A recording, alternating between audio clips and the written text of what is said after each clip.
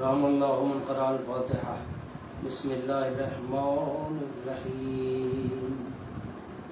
الحمد لله رب العالمين،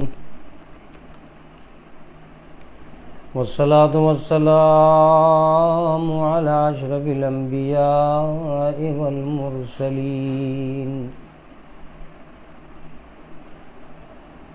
سیدنا و نبینا مولانا و مقتدانا بالقاسم محمد.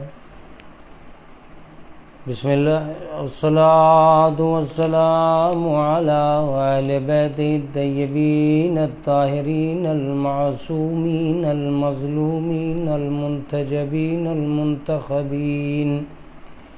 اما بعد فقد قال اللہ تعالی وتبارک فی کتابہ المحکم وخطابہ المتقن وقولہ احسن.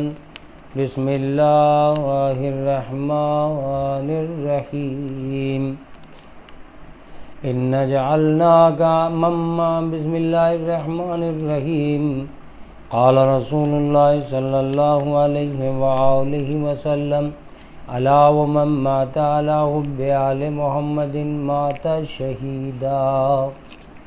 صلوات بھیجے محمد و آل محمد. اللہم صلی علی محمد و آل محمد. عزیزان گرامی، ناظرین کرام، میں آپ سے گزار ہوں کہ ایک مرتبہ سورہ حمد اور 3 مرتبہ سورہ اخلاص پڑھ کر حسین عباس جعفری ابن غلام سبطین کی روح کو ایصال ثواب فرما دیں. بسم اللہ الرحمن الرحیم. الحمدللہ رب العالمین الرحمن الرحیم مالک یوم الدین. ایاک نعبد و ایاک نستعین. اہدنا الصراط المستقیم صراط الذین انعمت علیہم غیر المغضوب علیہم ولا الضالین. بسم اللہ الرحمن الرحیم. قل هو اللہ احد اللہ الصمد لم یلد ولم یولد ولم یکن له کفوا احد. بسم اللہ الرحمن الرحیم. قل هو اللہ احد اللہ الصمد لم یلد ولم یولد ولم یکن له کفوا احد. بسم اللہ الرحمن الرحیم. قل هو اللہ احد اللہ الصمد لم یلد ولم یولد ولم یکن له کفوا احد. اللہم صل علی محمد وآل محمد. اللہم صل علی محمد وآل محمد. اللہم صل علی محمد وآل محمد.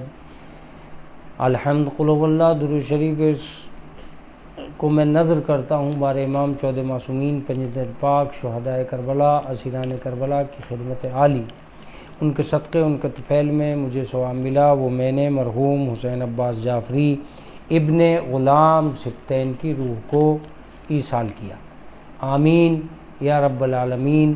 ربنا تقبل منا انکا انت السمیع العلیم. اللہم صلی علی محمد وآل محمد. حضرات گرامی قدر، آج یہ مجلس مرحوم حسین عباس ابن غلام سبطین کے لیے آن لائن شو کی جا رہی ہے، اور یہ بات طے ہے کہ ایصال ثواب کا یہ سلسلہ لوگوں کی اپنی دنیا سے وابستہ ہے، اور لوگ یہ چاہتے ہیں کہ جو مرحومین اس دنیا سے گزر چکے ہیں یا جو اس دنیا سے انتقال کر چکے ہیں ان کو کسی بھی طرح فراموش نہ کیا جائے. اور یہ ان کی ایک عجیب و غریب محبت کا اعلان ہی نہیں ہے بلکہ شریعت کی حفاظت بھی ہے اور ایصال ثواب کا ایک بہترین طریقہ بھی ہے. میں آپ کی خدمت عالیہ میں آج یہ چاہتا تھا کہ قرآن مجید کی کسی آیت پر تبصرہ کرتے ہوئے آپ حضرات سے بحث و مباحثہ کروں، لیکن اصل مسئلہ قرآن مجید کی آیتوں پر بحث کرنے ہی سے ثابت نہیں ہوتا ہے، بلکہ ایک اور یہ بحث میں چاہتا ہوں کہ آپ حضرات کی خدمت عالیہ تک پہنچ سکے، اور وہ یہ ہے کہ رسول اسلام کی ایک حدیث ہے، من مات علی حب آل محمد مات شہیدہ، جو محبت آل محمد میں مر جائے وہ شہید ہے۔ عزیزان گرامی، یہ میں آپ کی خدمت عالیہ میں عرض کر سکتا ہوں کہ کسی بھی چیز پر غور و فکر کرنا، اس پر توجہ دینا، اس پر زیادہ تر منعطف ہونا، اس کے لیے غور و فکر کرنا، جتنا آپ اس میں غور و فکر کرتے چلے جاتے ہیں اتنا ہی کامیاب و کامران مطالب اور مفاہیم اس کے ذریعے سے ہم تک پہنچتے رہتے ہیں۔ یہی وجہ ہے کہ قرآن مجید بار بار اپنے قارئین کی طرف متوجہ ہو کر کہتا ہے، افلا یتدبرون القرآن ام علی قلوب اقفالها، تم قرآن مجید کے اندر غور و فکر کیوں نہیں کرتے؟ کیا تمہارے دلوں میں تالے پڑے ہوئے ہیں؟ آپ غور فرمائیں، قرآن نے تدبر کرنے کے لیے کہا ہے، یہاں تک روایات کے اندر موجود ہے کہ فکر و ساعت افضل من 70 سنہ، عبادت افضل من عبادت 70 سنہ، 1 گھنٹے فکر و مباحات کرنا زیادہ بہتر اور زیادہ افضل ہے بنسبت اس کے کہ آپ 70 سال تک بے سوچے سمجھے عبادت کرتے رہیں۔ آپ نے غور و فکر کیا کہ تدبر کا، تفکر کا، قرآن مجید کے اندر بہت سی آیات ہیں جو تدبر اور تفکر کے اوپر آپ کو متوجہ کرتی ہیں۔ تو میں یہ سمجھتا ہوں کہ جب ہم کسی بھی حدیث کے سلسلے سے یا کسی بھی آیت کے سلسلے سے اس میں غور و فکر اور اس میں توجہ کرنے لگتے ہیں تو اب ہمارے اندر ایک بہت بڑا نظام پیدا ہوتا ہے کہ ہم اس کے مفاہیم کو سمجھنے لگتے ہیں۔ میں جانتا ہوں کہ بہت سی مرتبہ، بارہا آپ نے اس حدیث شریف کو مجالس میں بعنوان موت سنا ہے اور بعنوان ایصال ثواب سنا ہے، لیکن میں آپ سے یہ عرض کرنا چاہتا ہوں کہ جہاں آپ نے اس کو ایصال ثواب کی دنیا میں سنا ہے، کبھی غور و فکر کر کے سوچئے گا کہ کتنے مفاہیم ہیں، کتنے مطالب ہیں جو رسول اسلام نے اس کے اندر سمو دیے ہیں، بھر دیے ہیں۔ جیسے جیسے عقل ترقی کرتی چلی جائے گی، راز سمجھ میں آتے چلے جائیں گے۔ اس کی ایک مثال میں یہ دوں کہ رسول اسلام نے فرمایا کہ بھئی جو بھی محبت آل محمد میں مر جائے وہ شہید ہے۔ من مات، جو بھی مرے، محبت علی محبت آل محمدin، محبت آل محمد میں جو بھی مر جائے وہ کیا ہے؟ مات شہیدہ، تو اس کی موت شہادت کی موت ہے۔ اب اس حدیث شریف کو لے کر بہت سارے مفاہیم کیا ہو سکتے ہیں مولانا؟ جب بھی کوئی ذاکر منبر پہ آتا ہے، جب بھی کوئی خطیب اس سلسلے سے خطابت کرنا چاہتا ہے، یا جب بھی کوئی مولوی صاحبان میں سے کوئی مولوی اس حدیث کو سرنامہ کلام قرار دینا چاہتا ہے، تو اس وقت آپ کی خدمت عالیہ میں یہ عرض کروں گا کہ اس کی نظر بہت تیزی سے اس بات پہ پہنچتی ہے تو صرف ایک چیز نہیں ہے جو مفہوم کے اعتبار سے ہے، اس میں لفظ من کیا ہے، ماتا یعنی موت کسے کہتے ہیں، علا جو حرف ہے حب آل محمد ایک مستقل موضوع ہے، شہادت یعنی شہیدہ یہ ایک مستقل موضوع، یعنی 3 موضوعات تو ایسے ہیں جن پر بحث و مباحثہ ہو سکتا ہے۔ وہ کیا ہیں؟ موت ایک موضوع، دوسرے موت کے بعد محبت آل محمد ایک دوسرا موضوع، تیسرے شہادت ایک چوتھا موضوع۔ اس کا مطلب یہ کہ جب بھی کبھی اس حدیث پر بحث ہوگی ان سارے مضامین کو اجاگر کیا جا سکتا ہے اور ایک خطیب ان کی طرف جا سکتا ہے۔ لیکن عزیزان گرامی، آج کے اس ایصال ثواب میں ہم مرحوم کے سلسلے سے اس مجلس کو آپ تک اس لیے پہنچا رہے ہیں کہ کرونا وائرس میں جو اطمینان سے میری بحث آپ تک پہنچ رہی ہے، تو میں آپ حضرات سے یہ گزارش کروں گا کہ آپ محسوس کریں، تب آپ کو محسوس ہوگا کہ اس میں سب سے پہلی بحث یہ آتی ہے کہ موت کیا ہے۔ بس میں آپ سے یہ سمجھانا چاہتا ہوں کہ موت کیا ہے۔ میں یہ کہہ سکتا ہوں کہ قرآن مجید کی اس حدیث کی اس دنیا میں کہ موت کیا ہے، جو اس کو سمجھ جائے گا۔ اب آئیے قرآن مجید کی طرف، جو میں نے آپ سے وعدہ کیا تھا کہ موت کو سمجھنے کے لیے جہاں دنیا نے موت کو سمجھایا ہے وہاں دین اسلام اور دین و شریعت نے بھی موت کو سمجھایا۔ اللہم صلی علی محمد و آل محمد۔ میں یہ کہہ سکتا ہوں کہ جہاں دنیا کے ہر مذہب نے، ہر مفکر نے، ہر مدبر نے اس موت کو سمجھانے کی کوشش کی ہے، وہاں ایک اسلوب قرآن مجید کا رہا، احادیث کا رہا، جہاں اس موت کو سمجھانے کی کوشش ہوئی ہے۔ عزیزان گرامی، آپ اگر متوجہ ہو جائیں گے تو میری بات کامل ترین نمونے تک پہنچ سکتی ہے۔ انسانی زندگی میں دو ہی چیزیں پائی جاتی ہیں، ایک کا نام موت ہے اور ایک کا نام زندگی ہے۔ کبھی کبھی تو قرآن نے اسے زندگی سے پہلے بیان کیا۔ بسم اللہ الرحمن الرحیم، تبارک الذی بیدہ الملک وہو علی کل شیء قدیر الذی خلق الموت والحیات لیبلوکم ایکم احسن عملا۔ بابرکت ہے وہ ذات جس کے ہاتھوں میں ملک پایا جاتا ہے، اور وہ ملک اس حیثیت سے پایا جاتا ہے کہ وہ تمام تر شے پر قدرت رکھتا ہے۔ وہو علی کل شیء قدیر، اور وہ تمام تر اشیاء پر قدرت رکھتا ہے۔ علی کل شیء قدیر، لیبلوکم خلق الموت والحیات، اس پروردگار نے موت کو بھی پیدا کیا اور اسی پروردگار عالم نے حیات کو بھی پیدا کیا۔ کیوں پیدا کیا؟ تاکہ یہ آزمایا جا سکے کہ تم میں سے بہترین عمل کرنے والا کون ہے۔ عزیزو، آپ نے پہچان لیا، اور میں نے آپ کو یہ عرض کر دیا، میں نے آپ سے یہ گزارش کر دی کہ کبھی کبھی قرآن مجید نے خلق الموت والحیات، ہم نے موت کو پیدا کیا اور حیات کو، یعنی حیات سے پہلے میں گزارش یہ کرنا چاہتا ہوں کہ اس دنیا کے اندر موت کی تعبیرات کرتے ہوئے مفکرین زمانہ نے کیا کہا ہے یہ بات الگ ہے، اسلام کیا کہنا چاہتا ہے یہ بات الگ ہے۔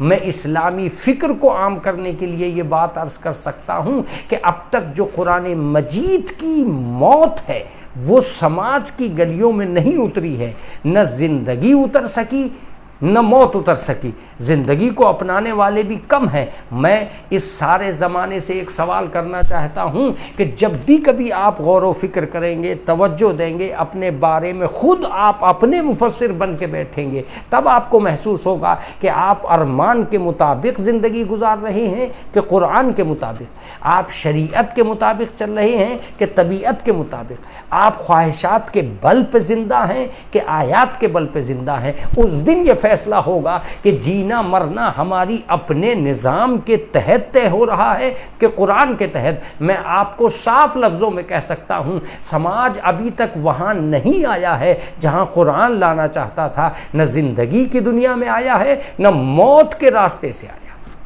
یہی وجہ ہے کہ موت کو ایک ایسا نظام سمجھ لیا جاتا ہے جہاں انسان ایک پہرے لگا دیتا ہے، یہ تو دہشت ہے، یہ تو بربریت ہے، یہ تو تنفر ہے، یہ تو آگ ہے، یہ تو تباہی ہے، یہ تو بربادی ہے۔ عزیزان گرامی، کیا آپ نے لفظوں پہ غور نہیں کیا؟ خلق الموت والحیات، اسی نے موت کو پیدا کیا، اسی نے حیات کو پیدا کیا۔ تو جس نے موت و حیات دونوں کو پیدا کیا تھا، ایک سبب بربادی کیسے ہو گئی، ایک سبب آبادی کیسے، ایک وجہ حزن و ملال کیسے، ایک وجہ مسرت کیسے؟ اس کا مطلب یہ ہے کہ مسئلہ زندگی اور موت کا نہیں ہے، مسئلہ صرف اتنا ہے کہ جس نے زندگی کو سمجھنے کی کوشش کی وہ زندگی کا لطف اٹھا رہا ہے، اور جو موت کو سمجھ چکے ہیں وہ ظاہر سی بات ہے موت سے بھی گریز نہیں کر رہے ہیں۔ نہ نفرت کے قابل زندگی ہے نہ نفرت کے قابل موت، نہ بری زندگی ہو سکتی ہے نہ بری موت، نہ بری موت ہو سکتی ہے نہ بری زندگی۔ یہ زندگی اور موت دونوں انسان کے اوپر جب طاری ہوتی ہیں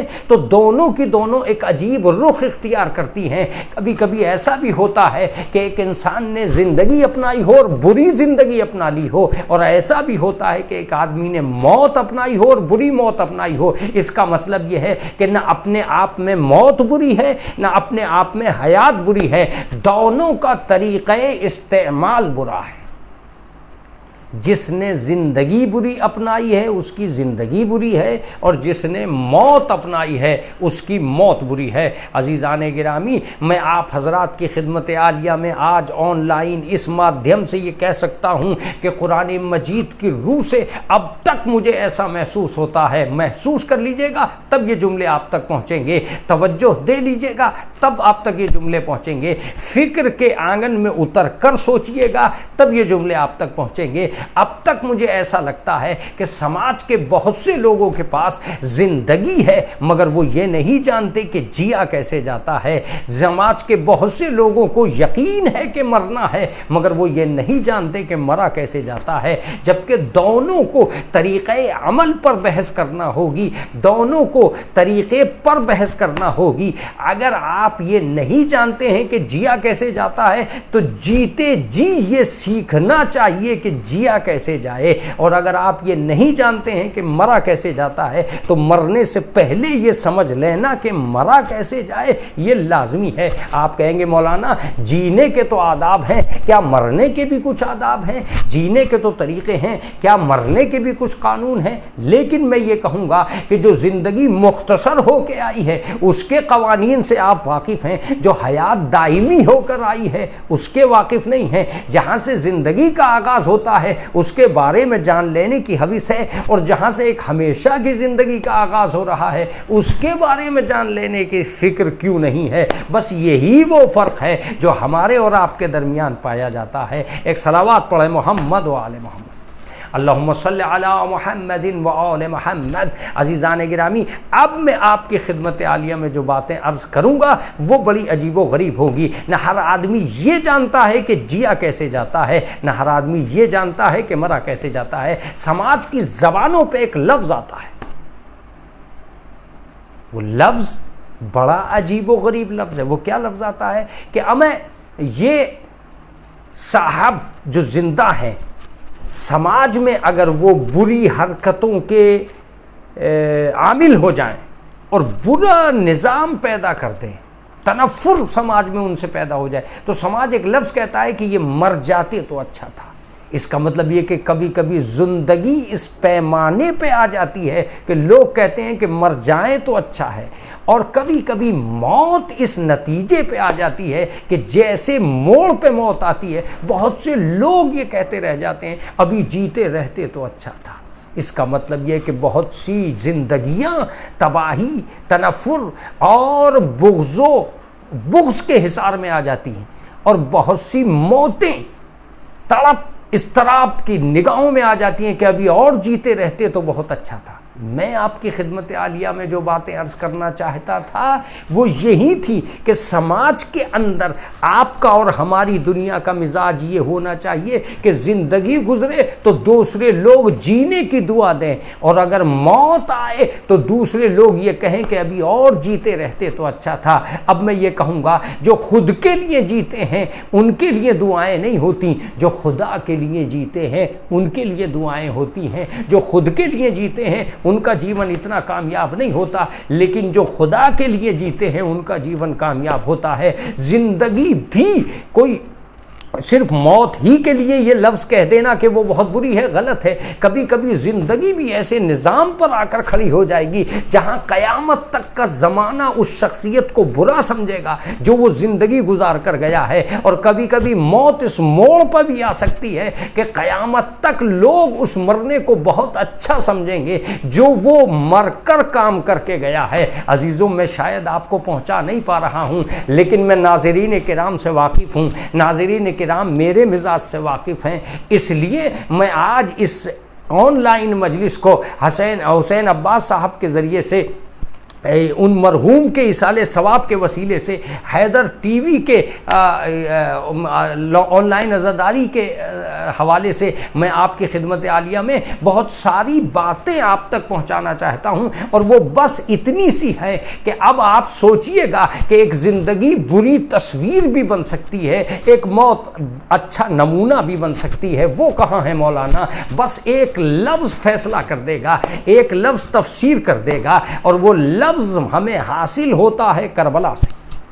وہ لفظ ہمیں حاصل ہوتا ہے امام حسین سے، وہ لفظ ہمیں حاصل ہوتا ہے یقینی دنیا سے، وہ لفظ ہمیں حاصل ہوتا ہے کمال کربلا سے، تاریخ کربلا سے وہ لفظ ہمیں حاصل ہوتا ہے۔ مولانا وہ کون سا لفظ ہے آپ ہمیں بتائیے۔ عزیزو متوجہ ہو جائیے، اگر آدمی یزید کی طرح زندہ ہے تو بہت برا ہے، اگر آدمی حسین کی طرح موت کی آغوش میں جاتا ہے تو بہت اچھا ہے۔ میں ایک لفظ کہوں گا، یزید نے زندگی میں قدم رکھ کے زندگی کے ہر برے کے لیے نمونہ بنتا چلا گیا، اور امام حسین نے دشت قتال میں قدم رکھ کے، مقتل میں قدم رکھ کے ہر شہید کے لیے ایک نمونہ بنتے چلے گئے۔ یا لفظوں کو یوں کہوں کہ ذلت و رسوائی کے مرکز کو یزید کہتے ہیں، عزت و عظمت کے نصاب کو امام حسین کہتے ہیں۔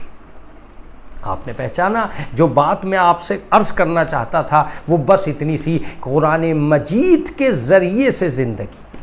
مولانا یہ کون سی بات ہے کہ قرآن مجید کے ذریعے سے زندگی، یہ حدیث کے ذریعے سے زندگی، یہ آپ کس موت کی بات کر رہے ہیں؟ میں بس آخر میں ایک لفظ اپنے سامعین کی خدمت عالیہ میں عرض کرنا چاہتا ہوں کہ اگر آپ متوجہ ہو گئے تب آپ کو یہ محسوس ہوگا کہ موت کو جو ہم یہ سمجھتے ہیں کہ وہ دشت و فنا کا سلسلہ ہے، وہ بربادی اور تباہی کا ایک میدان ہے، بالکل غلط ہے۔ کسی بھی موت میں یہ ہمت نہیں ہے کہ جو وہ زندگی کے خیمے کو اکھاڑ سکے، وہ زندگی کو بربادیوں کی نظر کر سکے، وہ عطائے خداوندی کو تباہ و برباد کر سکے۔ نہیں، انسان جو ایک زندہ ہے اور زندگی کے وجود سے آشنا ہے، وہ آخر تک زندہ رہتا ہے، وہ آخر تک نظام حیات کو مرتب کیے رہتا ہے۔ کیا آپ محسوس کر رہے ہیں جو میں بات کہہ رہا ہوں؟ ایک انسان جو آج پیدا ہوا ہے، محشر تک اس کی زندگی اس کے ساتھ رہے گی، آثار بدلیں گے۔ کبھی وہ بچپن میں جیے گا، کبھی وہ جوانی میں جیے گا، کبھی وہ بڑھاپے میں جیے گا، یہ آثار بدل سکتے ہیں، لیکن یہ ممکن نہیں ہے وہ آج بچپن میں ہے، کل جوانی میں ہے، پرسوں بڑھاپے میں ہے، پھر قبر میں ہے، پھر برزخ میں ہے، پھر محشر میں ہے، پھر صراط پہ ہے، پھر جنت میں ہے، پھر سلسبیل پہ ہے، پھر کوثر پہ ہے، پھر کہیں جہنم میں ہے۔ تو یہ ساری چیزیں زندگی کی ایک سفیر ہیں۔ اس میں آپ یہ نہیں کہہ سکتے کہ وہ یہاں زندہ تھا وہاں زندہ نہیں تھا، نہیں، ایک زندہ ہی رہتا ہے، چاہے وہ یہاں ہو، روپ چاہے کتنے ہی بدل جائیں، جسم چاہے کتنا ہی تبدیل کیوں نہ ہو جائے، لیکن ایک زندہ ہی رہتا ہے۔ جو میں آرزو کرنا چاہتا ہوں، جو میں تمنا آپ تک پہنچانا چاہتا ہوں، جو قرآن مجید کی حیات آپ تک پہنچانا چاہتا ہوں، وہ یہ ہے کہ ایک زندہ ہی رہتا ہے۔ فرق اتنا ہوتا ہے، کل وہ ہمارے سوال و جواب میں زندہ ہے، آج مبشر و بشیر یا منکر و نکیر کے سوال و جواب میں زندہ ہے۔ کل تک وہ ہمارے درمیان پہ زندہ تھا، آج وہ فرشتوں کے درمیان زندہ ہے۔ کل وہ کسی مکان میں زندہ تھا، آج وہ کسی قبرستان میں زندہ ہے۔ کل وہ ہمارے علم، ہماری تصویر ہمارے سامنے زندہ تھا، آج وہ خداوند عالم کے علم میں زندہ ہے، وہ فرشتوں کے علم میں زندہ ہے، وہ عالم برزخ میں زندہ ہے۔ عزیزان گرامی، زندگی قبر کے ادھر بھی ہے، زندگی قبر کے ادھر بھی ہے۔ ادھر کی زندگی موت سے پہلے ہے، ادھر کی زندگی موت کے بعد ہے۔ یہاں کی زندگی مرنے سے پہلے ہے، وہاں کی زندگی مرنے کے بعد ہے۔ فرق اتنا ہے کہ یہاں جینے والے کو مرنا ہے، وہاں مرنے والے کو جینا ہے۔ یہاں زندگی موت کی طرف جاتی ہے، وہاں موت زندگی کی طرف جاتی ہے۔ گویا ایک ناقص زندگی میں قدم رکھنے کا نام جیون ہے، اور ایک ہمیشہ کی زندگی میں قدم رکھنے کا نام موت ہے۔ مولانا کہاں چلا گیا؟ نہیں، قبر کے ادھر جانے والا زندہ ہے، اور قبر کے ادھر بھی زندگی گزر رہی ہے۔ یہ آپ کیسے کہہ رہے ہیں؟ یقیناً میں آسان لفظوں میں اپنے سامعین تک، اپنے ناظرین تک، اپنے سننے والوں تک آسان لفظوں میں پہنچانا چاہتا ہوں کہ زندگیاں دونوں چل رہی ہیں۔ یہاں ہم نے پوچھا کہ تم کیسے ہو، وہاں فرشتوں نے پوچھا کہ تم کیسے ہو۔ یہاں ہم نے سوال کیا تم کیا کر رہے ہو، وہاں فرشتوں نے سوال کیا تم کیا کر کے آئے ہو۔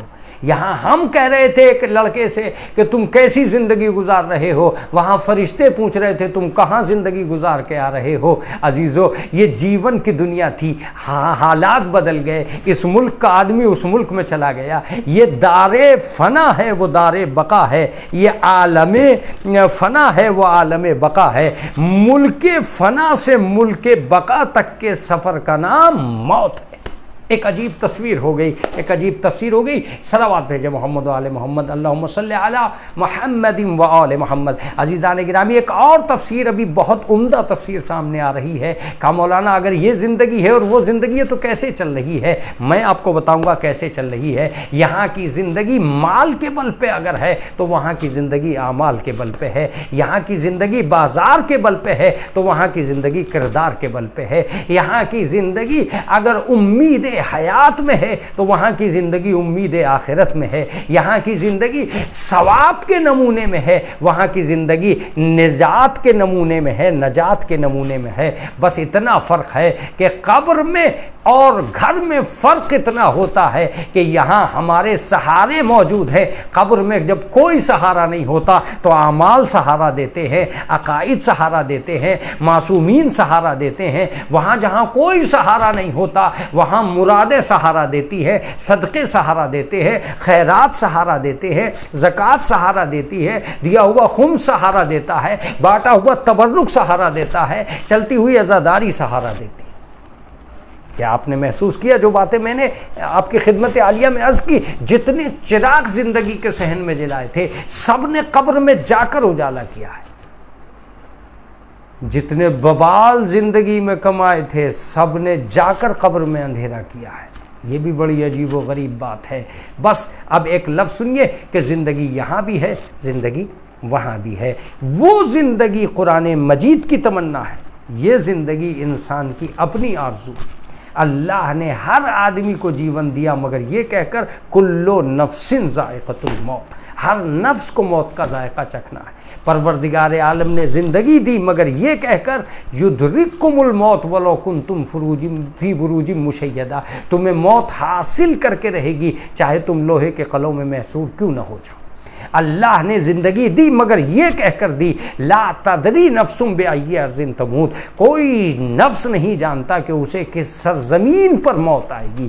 اللہ نے زندگی کا باغ لگایا مگر یہ کہہ کر لگایا کل من علیہا فان ویبقی وجہ ربک ذو الجلال والاکرام، ہر چیز فنا کی گھاٹ اتر جائے گی، اگر کوئی شے باقی رہنے والی ہے تو وہ صرف اور صرف پروردگار عالم کی ذات مقدس ہے۔ عزیزان گرامی آپ نے محسوس کیا کہ قرآن مجید کی اس دنیا میں ایک بات پائی جاتی ہے اور وہ یہ ہے کہ کوئی بھی ہو اسے فنا کے گھاٹ اترنا ہے۔ اب جب فنا کے گھاٹ اترنا ہے تو میرے پاس بہت سارے پیمانے تھے لیکن میں ایک لفظ ضرور کہوں گا، آج کی دنیا میں آپ کو کون سی زندگی چاہیے؟ وہ زندگی جو فنا کے گھاٹ اترنے والی ہے، وہ زندگی جو نقص کی نظر ہونے والی ہے، وہ زندگی جس میں زوال آنے والا ہے، وہ زندگی جس کے دن گھٹنے والے ہیں، وہ زندگی جس میں مجبوریاں دامن گیر ہونے والی ہیں، یا وہ زندگی جس میں دوام آنے والا ہے، جس میں کمال آنے والا ہے، جس میں اعمال کی جزا آنے والی ہے، جس میں برزخ کی خوبصورتی کا نظام بھی پیدا ہو سکتا ہے، محشر کا نظام بھی پیدا ہو سکتا ہے، جس میں قبر میں جنت کی کھڑکی بھی کھل سکتی ہے۔ اگر آپ کے اعمال آپ کا ساتھ دے رہے ہیں تو آپ یہی کہیں گے کہ وہ زندگی چاہیے۔ تب میں کہوں گا کہ دنیا کی کوئی بھی زندگی ہو زور لگائیے گا کہ اگر یہ دنیا کی زندگی ہے، اگر آپ یہاں کی بقا چاہتے ہیں تو کس سے چاہتے ہیں؟ ان ڈاکٹروں سے جو آج ویکسین پہ بھروسہ کر رہے ہیں؟ آپ ان سے چاہتے ہیں جو اس وقت کرونا وائرس سے خود گھروں میں چھپے پھر رہے ہیں؟ آپ کس سے زندگی کی بھیک مانگ رہے ہیں؟ ایک آدمی ایسا لے کر آئیے جس نے کسی مردے کو زندہ کیا ہو۔ مرض سے بچانا یہ میڈیکل کا کام ہے لیکن مردوں کو زندہ کر دینا یہ میڈیکل کا کام نہیں ہے۔ اس کا مطلب یہ کہ آج بھی وہ لوگ میڈیکل سے آگے کھڑے ہو سکتے ہیں جو مردے کو زندہ کر دیں، تو آپ یہ کہیں گے کہ مولانا ہم کہاں سے لائیں گے ان لوگوں کو جو مردے کو زندہ کر دیں؟ جب کوئی مردے کو زندہ کرے گا تو میڈیکل تو خود بخود سجدہ ریز ہو جائے گا۔ لیکن میں یہ ضرور کہوں گا کہ ہمیں تلاش کرنا ہوگا تاریخ کے آنگن میں کہ یہ کتنا مشکل کام ہے، ہم کیسے بچیں مولانا، ہم زندہ رہ جائیں، ہم بس اتنا جانتے ہیں۔ تو عزیزو، ملک الموت تو کسی کو نہیں چھوڑتا، کسی کا زبردست دروازہ ملک الموت پہ حاوی نہیں آتا۔ اب ملک الموت سے جا کے دوستی بھی کر لی تب بھی بہرحال مرنا ہے۔ ملک الموت یہ کہتا ہے کہ میں کسی دروازے پہ نہیں رکتا، حالانکہ ملک الموت کا یہ جملہ بھی تاریخ کے اعتبار سے درست اس لیے نہیں اترتا کہ ایک دروازہ ایسا بھی تھا جہاں خود ملک الموت بھی کانپ رہا تھا، جہاں ملک الموت بھی تھرا رہا تھا کہ کیا اجازت ہے کہ میں اندر آ جاؤں؟ میں نے کہا تم تو کسی کی مانتے ہی نہیں ہو، تم تو کہیں رکتے ہی نہیں ہو، کہ تم نہیں جانتے میں صرف ملک الموت ہوں اور جس سے اجازت مانگ رہا ہوں وہ ملکہ حیات ہے۔ یہ بات ہے ملک الموت کی جو جناب فاطمہ زہرا سے اجازت مانگ رہا تھا رسول اللہ کی شہادت کے وقت کہ کیا مجھے اجازت ہے کہ میں اندر داخل ہو جاؤں، کیا مجھے اجازت ہے کہ میں آپ کے گھر میں داخل ہو جاؤں اور حضور اکرم کی روح قبض انصری سے پرواز کر جائے؟ لیکن عزیزان گرامی، جناب فاطمہ زہرا نے کئی مرتبہ ملک الموت کو منع کیا، دنیا میں کوئی طاقت منع نہیں کر سکی، جناب فاطمہ نے منع کیا۔ میں نے کہا کہ اس کا مطلب یہ ہے کہ زندگی کو تجھ سے بچانے والا اگر کوئی طاقت ہو سکتی ہے تو وہ آل محمد ہو سکتے ہیں۔ ہٹو، پھر انہی سے بھی کیوں نہ مانگی جائے، پھر انہی سے حیات کیوں نہ طلب کی جائے، پھر انہی سے سانسوں کو کیوں نہ بڑھوا لیا جائے، پھر کیوں نہ انہی سے زندگی کا نظام پیدا کیا جائے۔ بس جیسے ہی میں آگے بڑھا ایک آواز آئی، من مات علی حب آل محمد مات شہیدا، جو بھی محبت آل محمد پہ مر جائے وہ شہید ہوتا ہے، وہ زندہ ہوتا ہے، وہ زندہ جاوید ہوتا ہے، وہ ہمیشہ کی زندگی لیے ہوئے ہوتا ہے۔ ایک صلوات پڑھے محمد و آل محمد، اللہم صلی علی محمد و آل محمد۔ عزیزان گرامی، یہ ایک عجیب و غریب کیفیت ہے جو میں نے آپ تک پہنچائی ہے، جو میں نے آپ کے لیے یہ سوچا ہے کہ یہاں آ کر یہ محسوس ہوتا ہے کیا وقار ہے جناب فاطمہ زہرا کا۔ لیکن اب بھی انسان یہ کہہ رہا ہوگا کہ مولانا کچھ سمجھ میں نہیں آ رہا ہے، کیسے آپ یہ کہہ رہے ہیں کہ ایک زندگی مل سکتی ہے تو وہاں سے مل سکتی ہے؟ میں کہتا ہوں دولت زندگی نہیں دیتی، سرمایہ زندگی نہیں دیتا، حوصلے زندگی نہیں دیتے، لشکر جنم نہیں دیتا، بلکہ اگر کوئی زندگی دے سکتا ہے تو وہ آل محمد ہیں۔ اگر یقین نہیں آتا تو تاریخ الٹنا شروع کر دیجئے اور ان لوگوں کے پاس چلیے جنہوں نے زندگی دی ہے۔ وہ کون لوگ ہیں جنہوں نے زندگی دی ہے؟ سوچنا پڑے گا، چلنا پڑے گا، اور اس چلنے کے بعد ہی یہ محسوس ہوگا کہ زندگی دینے والے آل محمد کے وہ لوگ جنہوں نے زندگی دی ہے وہ کون لوگ ہیں جنہوں نے زندگی دی ہے۔ عزیزان گرامی، چلیے میں تھوڑی سی دیر کے لیے قرآن مجید کی اس تفسیر کی طرف بھی جاؤں گا جہاں ایک آدمی، ایک پیغمبر، ایک اللہ کا نبی یہ اعتراض کر رہا تھا ایک مردے پر کہ میرے پروردگار یا رب ارنی کیف تحیی الموتی، اے میرے پروردگار مجھے یہ دکھلا دے کہ تو اس ایسے مردوں کو کیسے زندہ کرے گا۔ کا عالم کیا تھا؟ جناب ابراہیم ایک ایسے مقام پر کھڑے تھے، ایک ایسی جگہ پہ جناب ابراہیم کھڑے تھے جہاں جناب ابراہیم کے لیے ایک نظام یہ پایا جاتا تھا کہ جناب ابراہیم ایک مردے کو دیکھ رہے تھے جس کے آدھے حصے کو دریا کے جانور کھا رہے تھے اور آدھے حصے کو خشکی کے جانور کھا رہے تھے۔ ایک پیغمبر نے ہاتھ اٹھا دیے، اے میرے پروردگار کیسے زندگی دے گا؟ آواز آئی اولم تؤمن، کیا تمہیں ایمان نہیں ہے؟ کیا تم ایمان نہیں لائے ہو؟ کیا تمہیں اس بات کا بھروسہ نہیں ہے؟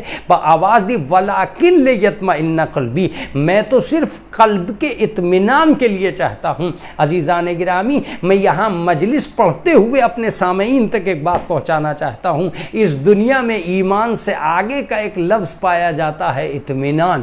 ایمان سارے کارنامے انجام نہیں دیتا، اطمینان سارے کارنامے انجام دیتا ہے۔ نماز پڑھنا ایمان ہے، اس کی قبولیت کا یقین کرنا اطمینان ہے۔ توجہ دیجیے گا، حج کرنا عبادت ہے، ایمان ہے، لیکن اس کی قبولیت کا یقین کرنا ایمان ہے۔ مجلس میں بیٹھنا یہ ایمان ہے، مجلس کو قبولیت کے نظام تک لے آنا یہ اطمینان ہے۔ انسان کو کام اس کا اطمینان کراتا ہے، ایسے مردوں کو کیسے زندہ کرے گا؟ یقین مانیے، جیسے ہی یہ لفظ کہا کہ اے پیغمبر اگر تم چاہتے ہو کہ ہم تمہیں یقین دلا دیں کہ یہ ایسے مردے بھی کیسے زندہ ہوں گے، تو ایک 4 پرندوں کو پکڑو، انہیں قیمہ قیمہ کر کے پہاڑوں پر تقسیم کر دو۔ جناب ابراہیم نے یہ عمل انجام دیا، ان سارے 4 جانوروں کو، 4 پرندوں کو کاٹا، ان کے گوشت کو آپس میں ملا دیا، ان سب کے گوشت کو پہاڑوں پر رکھ دیا، اور ان کی منقاروں کو، ان کی چونچ کو، ان کے منہ کو اپنے ہاتھ میں رکھا۔ اب ابراہیم کو حکم ہوا کہ آواز دو۔ گوشت جیسے ہی جناب ابراہیم نے آواز دی، گوشت اپنی جگہ سے اٹھا، لوتھڑے اپنی جگہ سے اٹھے، ٹکڑے اپنی جگہ سے اٹھے، وہ اعضاء اپنی جگہ سے اٹھے، وہ ذرات اپنی جگہ سے اٹھے۔ کس کی آواز پر؟ پیغمبر کی آواز پر۔ ذرا سوچئے گا، جب پیغمبر کی آواز پر مخلوط ذرات ہواؤں میں اڑ کر جدا ہو کر اپنے پرندے کی شکل میں آ گئے، جب پروردگار آواز دے گا، جب معبود آواز دے گا، جب کریم آواز دے گا، جب رحیم آواز دے گا، تو کون نہیں اٹھے گا؟ میں ایک لفظ اور کہوں گا، آج اعتراض ہوتا ہے، یہ شیعہ کہتے ہیں کہ قبروں سے اٹھ کے آئیں گے جب امام زمانہ آئیں گے۔ عجیب بات ہے، جب ایک پرندے کو ایک پیغمبر کی آواز پہ آ سکتا ہے گوشت کے ٹکڑے ہونے کے بعد، کٹ جانے کے بعد، تو کیا ہم اپنے امام کی آواز پہ نہیں آ سکتے مرنے کے بعد؟ اس کا مطلب یہ ہے کہ ہم آ سکتے ہیں۔ عزیزان گرامی، یہ ہے وہ نظام۔ میں نے ابراہیم سے پوچھا آپ جیسا کون ملے گا جو ٹکڑے ہونے کے بعد بھی زندہ کر دے؟ کہ میں تاریخ کا آخری آدمی نہیں ہوں، ابھی آگے دیکھ، طول تاریخ میں عیسیٰ موجود ہیں جو قم باذن اللہ کہتے چلے جا رہے ہیں، مردہ زندہ ہوتا چلا جا رہا ہے۔ میں نے فوراً جناب عیسیٰ سے کہا آپ تاریخ کے بڑے عظیم انسان ہیں جس نے قم باذن اللہ کہتے ہی مردے کو زندہ کر دیا۔ کہ میں کوئی آخری فرد نہیں ہوں، ابھی طول تاریخ موجود ہے، ایک ایسا شخص بھی موجود ہے، وہ دیکھ علی ہیں جو مردے کو ٹھوکر لگا رہے ہیں، اور اختیار ایک کامل سے مردہ زندہ ہوتا چلا جا رہا ہے۔ میں علی مرتضیٰ کے پاس پہنچا، آپ ایک عظیم انسان ہیں، مردوں کو ٹھوکر لگا کے زندہ کر رہے ہیں، مجھے اپنی ٹھوکروں میں جگہ دیجیے، زندگی دوام کی شکل اختیار کر جائے گی۔ کہ میں کوئی آخری فرد نہیں ہوں، ذرا گھر میں جا کے دیکھ، چلمن اٹھا کے دیکھ، فضائل کا انبار نظر آئے گا۔ وہ دیکھ جناب فاطمہ دلہن کو زندہ کر رہی ہیں، وہ بھی دوسرے کمرے میں بیٹھ کر، اس کمرے میں خود تھی، اس کمرے میں یہودیوں کی وہ دلہن تھی جس شادی میں شرکت کرنے کے لیے گئی تھیں، دعا کے لیے ہاتھ اٹھائے، دلہن زندہ ہوتی چلی گئی۔ اس کا مطلب یہ کہ فاطمہ جہاں سے چاہے زندگی دے سکتی ہے، صرف ہاتھ اٹھانے کی بات ہے۔ علی جہاں سے چاہے زندگی دے سکتا ہے، صرف ٹھوکر لگانے کی بات ہے۔ زندگی ان کے نام پر قائم و دائم ہوتی ہے۔ اب میں وہ تفسیریں نہیں کروں گا جو یہاں پائی جاتی ہیں، چونکہ میرا موضوع زندگی ہے۔ میں نے کہا بی بی کیا آپ آخری فرد ہیں جو مردے کو زندہ کر رہی ہیں؟ کا غلط سوچ رہا ہے، ابھی مردے کو زندہ کرنے کا آخری فرد کا نظام نہیں ہے، بلکہ آگے بڑھو۔ میں نے کہا اب کون ہے؟ کا طول تاریخ میں وہ دیکھو، علی رضا دسترخوان پہ بیٹھے ہیں اور تصویر کا شیر زندگی کا روپ دھار رہا ہے۔ اس کا صریحی مطلب یہ ہوا کہ یہ اگر کسی تصویر کی طرف بھی دیکھ لیں تو زندگی دے دے۔ جہاں اجزاء بھی نہیں تھے، ذرات بھی نہیں تھے، جب یہ انہیں زندگی دے سکتے ہیں تو یہ کسی کو زندگی کیوں نہیں دے سکتے؟ عزیزان گرامی، ابھی بات اور آگے بڑھے گی، تب آپ کو محسوس ہوگا کہ یہی نہیں۔ میں نے کہا آپ آخری فرد ہیں، جناب امام رضا نے کہا نہیں، طول تاریخ میں ابھی اور بھی افراد آنے والے ہیں۔ میں نے کہا اب کون ہے؟ کہ آخری وہ ہوگا جو کعبے سے آئے گا اور قبروں سے مردے نکلیں گے۔ قبروں سے مردے زندہ ہو کر آگے بڑھیں گے، وہ آواز دیتا چلا جائے گا، قبروں سے مردے نکلتے چلے جائیں گے۔ اس کا مطلب یہ کہ ایک تاریخ کامل ہے جو مردوں کو زندہ کرنے کے لیے صرفہ ہوئی ہے۔ ہاں عزیزو، یہ زندگی جو ہم نے پائی ہے یہ صرف یہاں پہ رہنے کے لیے نہیں ہے، وہاں پہ جانے کے لیے ہے۔ اگر جانے کے لیے ہے تو آج جو ہم ماتم کر رہے ہیں، آج جو ہم حزن و علم کی دنیا سجا رہے ہیں، یہ سجانا اس لیے ہے کہ وہ ہم سے جدا ہو گیا، وہ ہم سے دور ہو گیا، وہ ہم سے الگ ہو گیا، جو کل تک ہمارے پاس تھا۔ لیکن ہائے رے افسوس، اس کرونا وائرس کی دنیا میں نہ مریضوں کی عیادت درست ہو پا رہی ہے، نہ مرحومین کا ایصال ثواب ہو پا رہا ہے، نہ مجلسیں اس شان سے ہو پا رہی ہیں۔ بیٹے تڑپ رہے ہیں، اپنے باپ کا ایصال ثواب نہیں کر پا رہے ہیں۔ میں کل بھی میرے پاس ایک فون آیا کہ ہماری والدہ کا انتقال ہو گیا، آپ 15 آدمیوں ہی میں سے ہی مجلس پڑھنے آ جائیے، لیکن جانا آنا بھی مخدوش ہو گیا ہے۔ عزیزان گرامی، آن لائن مجلسیں پڑھنا، تنہائیوں میں عزاداروں کا گھٹ گھٹ کے رونا، تنہائیوں میں اپنے تعزیت دینے والوں کی تعزیت و تسلیت پر ماتم کرنا، یہ بڑا عجیب و غریب ہے۔ آن لائن ہی صحیح، لیکن 100 200 150 300 آدمی جب سامعین کی دنیا میں آ جاتے ہیں تو میں ان تک پیغام پہنچاتا ہوں کہ اس وقت ذرا سوچئے گا کہ مصائب و آلام میں بھی صحیح ایک موبائل کے ذریعے، ایک لائن کے ذریعے، ایک چینل کے ذریعے آپ کم سے کم جمع تو ہو گئے، آپ نے پرسہ تو دے دیا، آپ نے ٹیلی فون پہ تعزیت و تسلیت تو دے دی، کسی کے بیٹے کو سکون تو مل گیا۔ لیکن جس کا گھر اجڑا تھا، جس کی کربلا میں ویرانگی آئی تھی، میں بڑی عجیب و غریب بات کہنے جا رہا ہوں، جب 40ویں ہوں، جب 10ویں کی مجلسیں ہوں، جب آن لائن 20ویں کی مجلسیں ہوں، ایک بات سوچ لیجئے گا، ایک ایسا بھی غریب دنیا میں گزرا ہے جس کا 100 نہ ہو سکا، جس کا 10واں نہ ہو سکا، جس کا 20واں نہ ہو سکا، جس کا 40واں نہ ہو سکا۔ 40واں جانتے ہو، ہر آدمی یہی کہہ رہا ہے میں 40 دن کے اندر 40واں کروں گا، مگر ہائے رے زینب کتنا تڑپی ہوگی، قید خانے میں زندگی گزر رہی تھی۔ سید سجاد نے آواز دی، میرے بھائی کا ابھی چہلم نہ ہو میرے بابا کے میں ہم آزاد ہو گئے ہیں۔ جناب زینب نے آواز دی، ابھی بھائی کا چہلم نہ کر سکی۔ یہ تھی وہ بہن جو اپنے بھائی کے چہلم کے لیے تڑپ رہی تھی، یہ تھے وہ سید سجاد جو تعزیت اور پرسے کے لیے تڑپ رہے تھے، یہ تھے وہ لوگ جو اپنے مرنے والوں کو یاد کر کے روتے تھے تو ظالم تماچے مارا کرتے تھے۔ میں آج یہ کہوں گا کہ مرحوم سے متعلقین افراد کا فون میرے پاس آیا، ان متعلقین کے متعلقین کا فون میرے پاس آیا، آن لائن مولانا مجلس پڑھ لیجئے گا، ہم آنسو بہا لیں گے، ہم غم کر لیں گے۔ میں آواز دیتا ہوں کہ ذرا غور کیجئے، آپ کی بچیوں کو رونے کا موقع ہے، آپ کے بیٹوں کو دنیا پرسہ دے رہی ہے، آپ کے والدین کے پاس دنیا آنے کے لیے تڑپ رہی ہے، لیکن ہائے رے سید سجاد مدینے میں آ گئے، آواز دی، کوئی پرسہ دینے والا نہیں ہے، کوئی تعزیت کرنے والا نہیں ہے، رباب گھٹ گھٹ کے مر گئی، کوئی پرسہ دینے نہیں آیا، اہل بیت کے گھرانے میں پرسے کی کمی ہو گئی۔ راوی لکھتا ہے کہ سید سجاد روزانہ چوراہے پہ آ کر بیٹھتے تھے اور یہ کہا کرتے تھے کہ ہائے کوئی پرسہ دینے والا ہو، یہاں تک کہ سید سجاد کا معمول بن گیا کہ آپ چوراہے پہ کھڑے ہو کر پانی پلانے لگے۔ پانی کا پلانا ایسا تھا، پانی کا پلانا ایسا تھا کہ ایک دن ایک ظالم آ گیا، اس نے ہاتھوں کو آگے بڑھایا، امام نے کہا اطمینان سے پانی پی لے، اس نے آواز سنی، چہرہ اوپر کی طرف اٹھایا، کہا مولا آپ نے مجھے پہچانا میں کون ہوں؟ کہا میں خوب جانتا ہوں، تو حسین ابن نمیر ہے جس نے میرے بھائی کے سینے کو چھلنی کر دیا تھا،